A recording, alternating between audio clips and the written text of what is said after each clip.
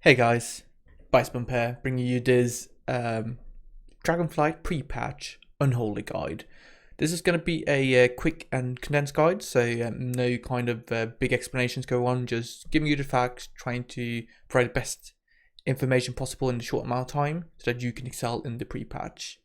To start off, I want to say that this is more feely crafty than usual. We don't have the tools available to us that we usually have, like simulations and so on. So do take every recommendation here with a grain of salt. Have a look at what everyone else is playing. Try out some new builds. You know, have fun, experiment, and see what works for you. First of all, let's look at talents. We have 3 potential builds here. Obviously, there's a completely new talent system, so these are going to be looking very different, and you very much build your character up from the ground in the pre-patch. First of all, we have the raid build. Up here, we pick up stuff like Super Strain down in the bottom of the tree, going for Gargle. There are a couple of alterations we can do here. If you have the Andrin Ring, right, that increases your dot damage, it's definitely viable to go all the way down into Ebon Fever and go like full dot damage. And you would sacrifice things like Reaping and probably Death Rot as well. For motes, like any boss you've had motes on, you want to optimize your mote damage, and I would then run a build which goes much heavier into that AoE and cleave, picking up, as you can see here, Bursting Swords, for instance, just to be able to, you build lots of wounds on targets, you blow them up, you get a huge amount of damage from the motes. Obviously a bit of a padding, but still, I will probably do this build if you want to optimize that. Finally, we have Mythic Plus build, which is very similar to the Mote build. We're now fully committed to Infected Claws, Bursting Swords combination. We have Unholy Assault and Vile Contagion, and everything is all about building those wounds and bursting them, dealing huge amount of damage. I don't have, there's not too much room here to change up what you want to pick. I think this is kind of like set in stone. This is what will bring you the most amount of damage in a Mythic Plus run. Now, those are talents, short and sweet. Let's talk about the rotation, right? And we start off with single target and look at the opener. And I got it up here. This is what you will be playing with, like the pure single target build and the most usually recommended talents. Nothing too complicated here. It's about getting all the cooldowns out, getting your Gargle up and running, using your Dark Transformation, and then starting feeding that Gargle with Death Coils, really. For the single target rotation, your highest priority should be to use your Soul Reaper off cooldown if you spec into that talent when the target is below 35% health to get that big explosion. It deals a very big amount of damage. After that point, keeping up your Virulent Plague will be your next highest priority. Use Unholy Blight if you have that up, otherwise use Outbreak. It is worthwhile to cover that small gap of dot downtime if you only use Unholy Blight with Outbreak. So essentially, use Unholy Blight if you have it, and then you get like 4-5 seconds downtime. You want to press Outbreak to cover that little gap. If you don't have Unholy Blight, just press Outbreak whenever you need to refresh your dots. Remember, you can use it up to 30% duration is left, since the dot is self-pandemics. So if you use it at 30% duration left, you can press Outbreak, and that remaining duration will be added to the next dot.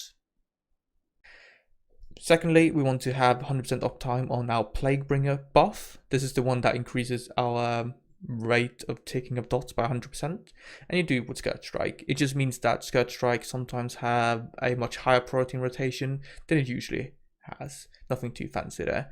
You want ideally to fit this in like naturally, so you don't use like a naked Scourge Strike, but if you do, it's worth to do it.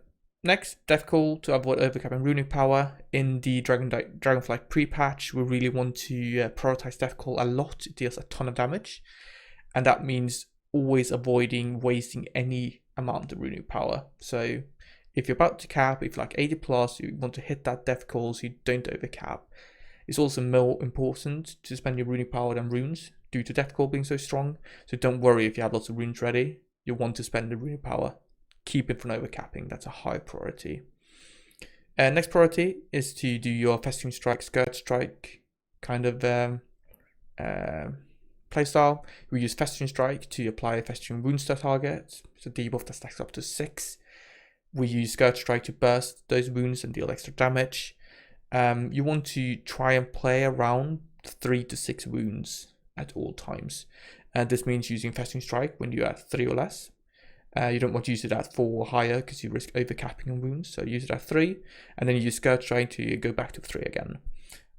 We play at high wound count because we want to set up for Apocalypse in our rotation. It's much easier to fit it in, essentially, if we play at high wounds. That's the reason. Finally, we'll spend our remaining cooldowns on, or our remaining global cooldowns on Death Call. That's kind of like the filler. Even though it's a very high priority spell, we only want to guarantee that we get as many death calls out as possible in a fight, and that means not overcapping runic power. You don't need to spend it all down to 0, usually. The only special case is when our Gargle spell is out. When you hit Gargle, you want to make sure that you use Death Call as your highest priority, because you want to feed that Gargle with those Death Calls. When it comes to cooldowns, it's essentially just use everything as it comes up. Everything is generally on a 45-second timing, so like Dark Transformation, we tell that into 45 seconds. Gargle is 3 minutes. Army of the Dead goes to 3 minutes with Army of Damned talent. Everything comes in every 45 seconds. Pre-patch is going to be slightly different because we're going to run Convocation with the Dead, which means Apocalypse comes every 30. But still, you're going to align everything every 3 minutes and every 1.5 minutes. Just use everything as it comes up. That's the best kind of advice I can give. You don't need to care that much about synergizing, except the 3 minutes when you can use everything together. 2 cases where you actually want to hold things. Army of the Abomination Limb and a Power Rune Weapon. You hold those 2 for your 3 minute kind of burst window. Both those are 2 minute cooldown. Hold them for the 3 minutes. That's all thing. That's the important one. Right, let's move on to Mythic Plus. I like to view this as kind of like just an opener, because there's not so much about a rotation, since every pool in itself is like its new opener. The whole idea here is to build as many Festering Wounds as you can, and then burst them all to deal insane amount of damage. We will leverage our quadratic scaling here, where our Bursting Swords and Festering Wound both scale linearly with number of targets, which means that when you combine them, we get quadratic scaling. It's really, really big. The general priority follows as apply your Virulent Plague with Outbreak or Unholy Blight, whichever. If Unholy Blight is available, use that, otherwise use Outbreak. It's better to use Unholy Blight because when the pack kind of groups everything up, Blight will apply Virulent Plague continuously to everything, makes it easier to get your dot running on all targets.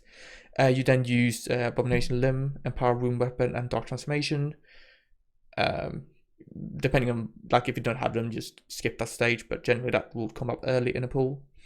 You don't use Festering Strike and Unholy Assault on a single mob, and then use Vile Contagion that mob to spread all your wounds to the entire pool, and this generates an insane amount of wounds, right? 8 total targets, you got 6 on each, that's going to be 48 wounds total.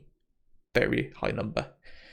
Dump your runic power using Epidemic, and then pop down your Death Decay and you spam your Scourge Strike, and you just see your DPS going to the sky. There's no limit, essentially. So that's the easy version, right? There are some special cases where you want to change this up slightly.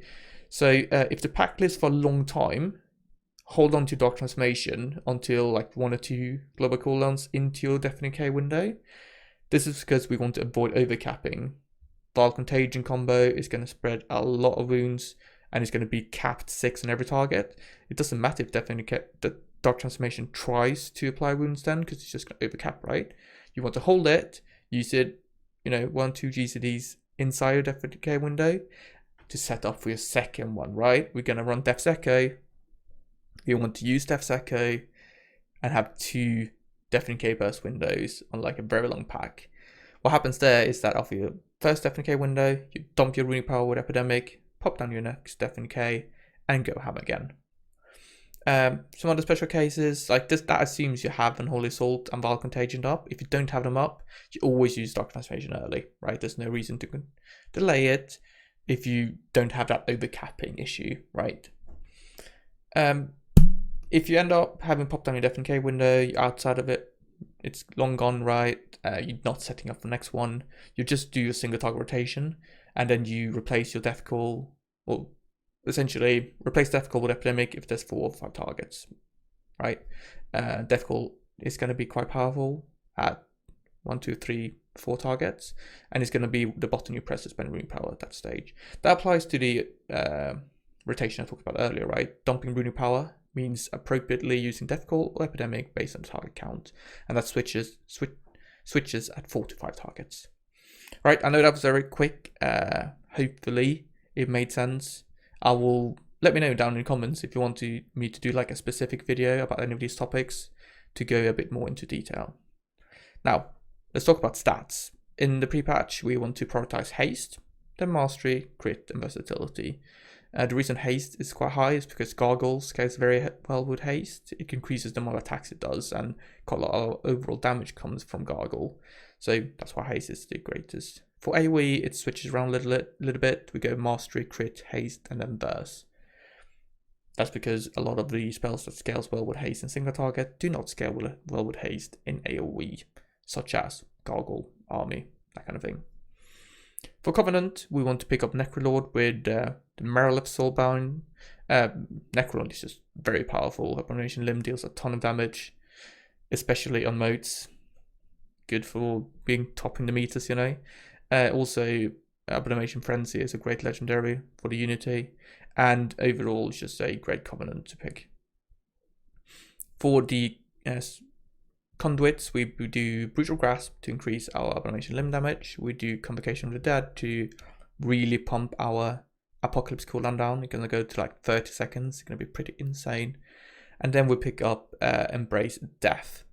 There is an option here, like Embrace Death synergizes very well with our high Death Call damage, but we can actually pick up Lingering Plague here instead if you're running the Anden Ring and the Plague kind of disease-oriented build. That's the choice you have there. For Legendaries, we run Frenzied Monstrosity and Raid, but we also have the alternative to do Deadliest Coil. Deadliest Coil is pretty fun because Death Call is now 30 runic power base in the Shadowlands pre-patch, so Deadliest Coil is going to go get that down to 20, and 20 runic power Death Call is pretty insane. Like, you were going to be able to spam that ability. I don't think it's going to be better than Frenzied Monstrosity still, but it's still like a fun alternative if you want to run some like, oh yeah, I'm going to just press Death Call the entire fight and buffing my Gargles so much, you know, run Deadliest Call. For Mythic Plus, I think it's going to be Reanimated Shambler, pretty much. It synergizes incredibly well with our Bursting Source build. I don't see any other legendary even being close to gaining the amount of throughput as the Reanimated Shambler. And finally, for gear, first of all, there is no longer any tier sets in the Dragonflight pre-patch. They're simply disabled, so you don't need to worry about picking those up. Still, a couple of pieces have pretty good stats, so you might still want to kind of obtain them or convert them. But overall, you simply don't need to care about it because it doesn't exist. This means that we no longer need to do any Soul Reaper sniping off our Gavel or anything. It just makes the rotation a bit simpler. Maybe not as rewarding, but definitely simpler.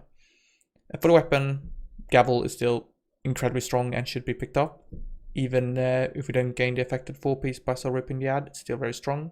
For the trinkets, we want to pick up the First Sigil and Scars of Eternal Strife. And that's pretty much it. Right, that was everything I have for you guys today. Hope that was kind of fine when it came to speed and duration. Do let me know down in the comments if you want me to do a specific guide on one of the like topics. If you want to do like, oh, let's do a talent only guide or a Myth Plus only guide. For the actual Dragonflight, I'm going to do much more of that. But since the pre-patch is a bit shorter, I think it's better to just go one guide for everything and make sure it covers what it needs to cover. Do leave an upvote or downvote, depending on what you thought about this video. Do consider subscribing, hit me up in the Atlas Discord if you have any questions, and I will see you guys in the next video. Thank you very much for watching.